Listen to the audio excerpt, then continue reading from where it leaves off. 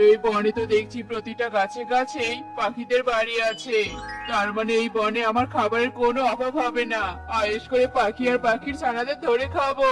ক্ষুধা লেগেছে, দেখি কোথাও কোনো পাখির ছানা আছে কিনা। শিয়াল সামনে চলে আর চারিদিকে তাকাতে থাকে।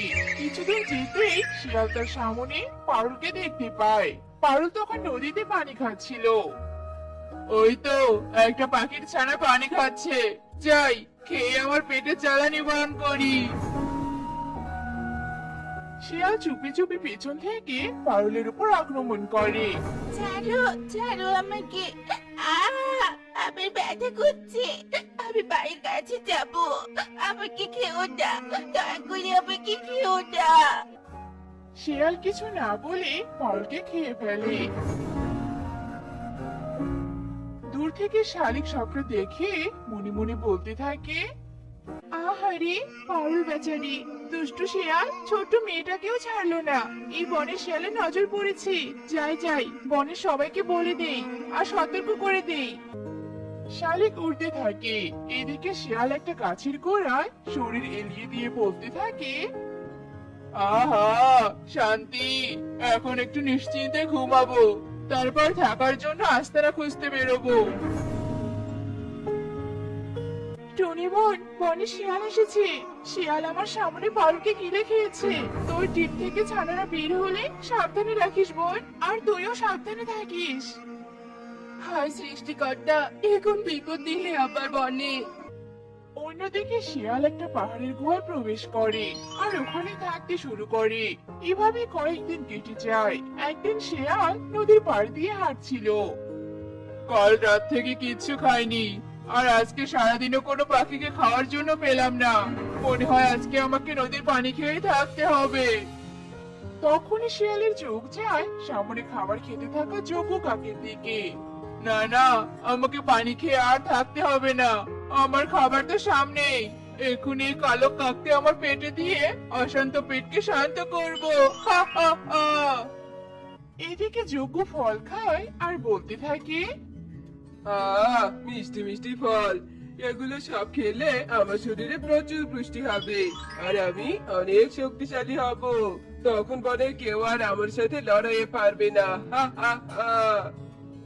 বনের পাখিদের সাথে পরে লড়াই করিস, আগে আমার পেটে চল। তুই এখন আমার পেটে গিয়ে আমার নারী বুড়ির সাথে লড়াই করবি। আয় আয়, কাছে আয়, দেরি করিস না। হা হা হা। কি কি কি কি কি বলছেন সব শিয়াল বাবা? আমাকে খাবি তুমি? না রে বাবা, এমনটা করো না, দয়া করো। যোগ্য পিছনে পেছাতে থাকে আর শিয়াল এগিয়ে যোগ্যর দিকে আসতে থাকে। আমার পেট ক্ষুধায় গরম হয়ে আছে, আর দেরি করিস না বলছি। তোমার পায়ে পড়ি, আমাকে ছেড়ে দাও, খেও না আমাকে শিয়াল মামা। আমার এত সুন্দর জীবনটা নষ্ট করো না। তুমি আমাকে যা করতে বলবে আমি তাই করব, তবু আমাকে ছেড়ে দাও। আমি যা করতে বলবো তুই তাই করবি? হ্যাঁ হ্যাঁ, তাই করব মামা। তবে বেশ, শোন, আজকের পর থেকে তুই আমাকে বনের পাখিদের ছানার সন্ধান দিবি, আর আমি তাদের খাবো। আর আজ থেকে তুই আমার সাথে আমার আস্তানায় থাকবি, বুঝেছিস? শিয়াল বাবা, আমি তোমাকে পাখিদের ছানার সন্ধান দিব, কিন্তু তোমার সাথে থাকতে পারবো না। আমার অনেক ভয় করবে, তুমি যদি আমাকে খেয়ে ফেলো তখন। হ্যাঁ, আমি তোকে খাবো না, তবে কথা না শুনলে কঠোর শাস্তি দিব। এখন আমার ক্ষুধা লেগেছে, যা পাখির ছানার সন্ধান নিয়ে আয়। সন্ধান নিতে যাওয়া লাগবে না, আমি আজকে সকালে শুনেছি শালিকের মেয়ে হয়েছে। চলো শালিকের বাড়িতে যাই বাবা। শিয়ালের যোগ্য শালিকের বাড়ির দিকে চলতে থাকে। কিছুক্ষণ পর ওরা শালিকের বাড়ির সামনে আসে। যজ্ঞ, যা ঘর থেকে ছানাটাকে নিয়ে আয়, আমরা আর তর্স হয়েছে না। শালিক ঘরে থাকলে ওকেও নিয়ে আসিস, বুঝেছিস?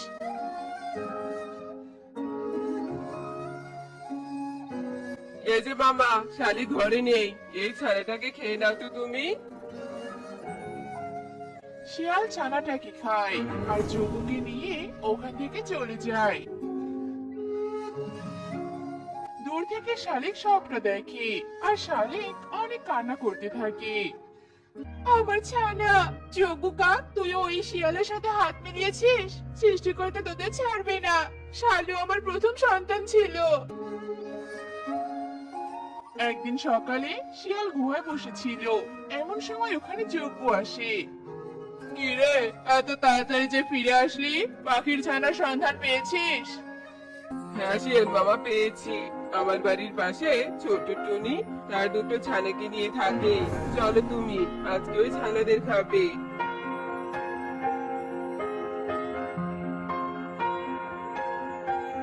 শিয়াল আর যজ্ঞ টুনির বাড়ির সামনে আসে।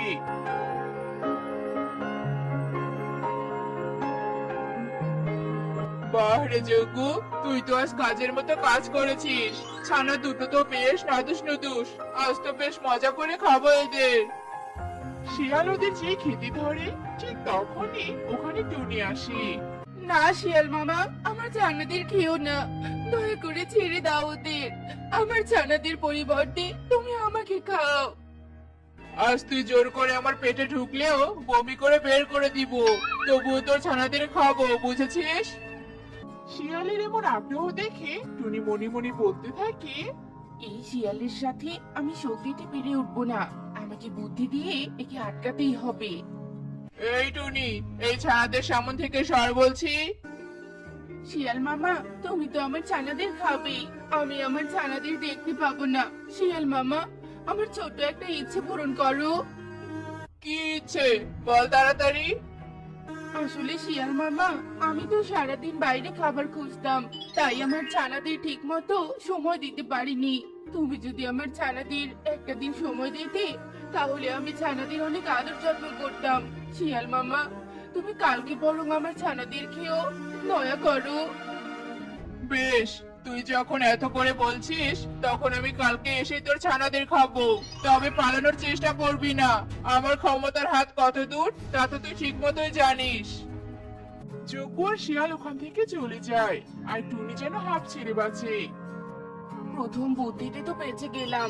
ওই শিয়াল আর যজ্ঞকে শাস্তি না দিয়ে আমি এখান থেকে পালাবো না।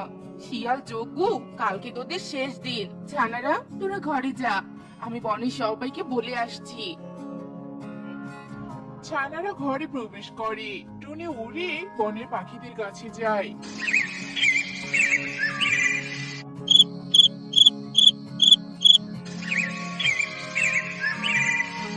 পরের দিন শিয়াল তার কথা মতো টুনি ছানাদের খেতে আসে।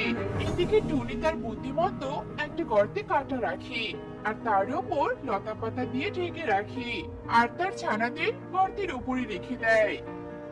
টুনি, কই তোর ছানারা? আমার সামনে আন এদের। শিয়াল মামা, ওই যে আমার ছানারা। তুমি ওদের খেতে পারো, যাও ওদের কাছে যাও।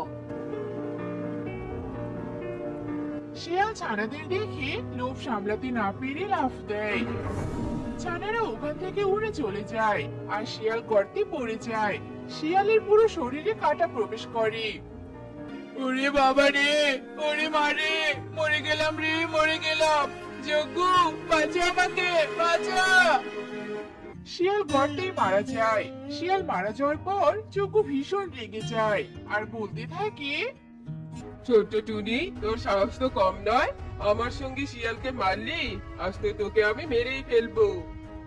যজ্ঞ যে টুনির দিকে এগিয়ে আসতে ধরে, ঠিক তখনই বনের পাখিরা লাঠি হাতে যজ্ঞকে ঘিরে ধরে।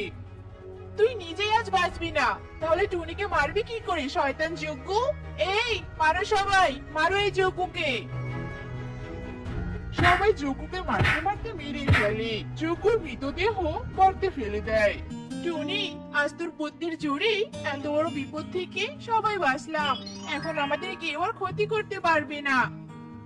সবাই সেখান থেকে চলে যায়, আর আগের মতো সুখে দিন কাটাতে থাকে। তো বন্ধুরা, বিপদে ভয় না পেয়ে বরং বুদ্ধি দিয়ে বিপদকে জয় করা উচিত। আর আমাদের আজকের গল্পটি তোমাদের কাছে কেমন লেগেছে তা কমেন্টে জানাতে ভুলো না কিন্তু।